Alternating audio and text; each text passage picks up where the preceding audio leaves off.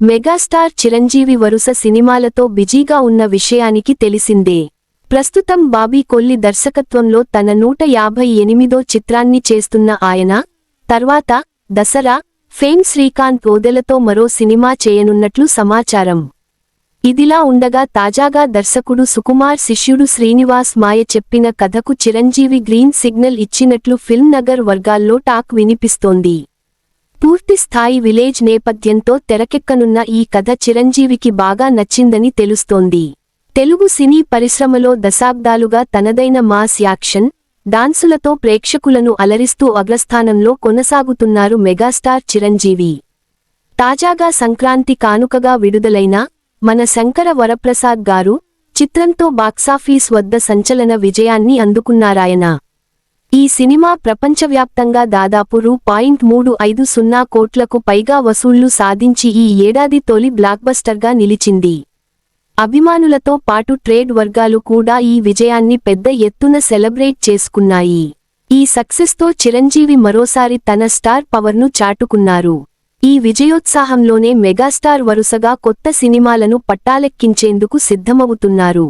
ప్రస్తుతం దర్శకుడు బాబీ కొల్లి దర్శకత్వంలో ఆయన తన 158వ చిత్రాన్ని చేయబోతున్నారు.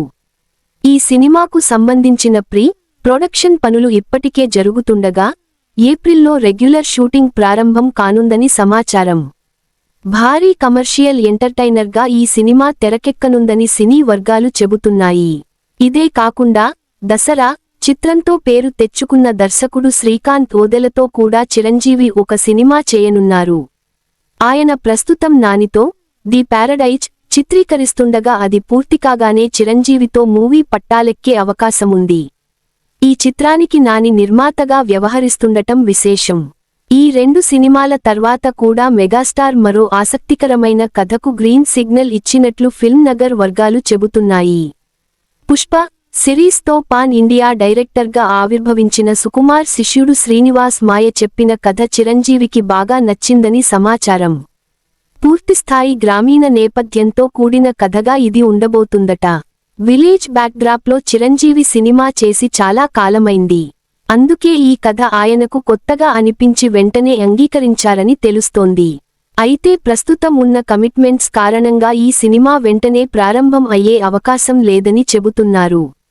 అన్నీ అనుకున్నట్లు జరిగితే వచ్చే ఏడాది ద్వితీయార్ధంలో ఈ ప్రాజెక్ట్ సెట్స్ మీదకు వెళ్లే అవకాశముంది.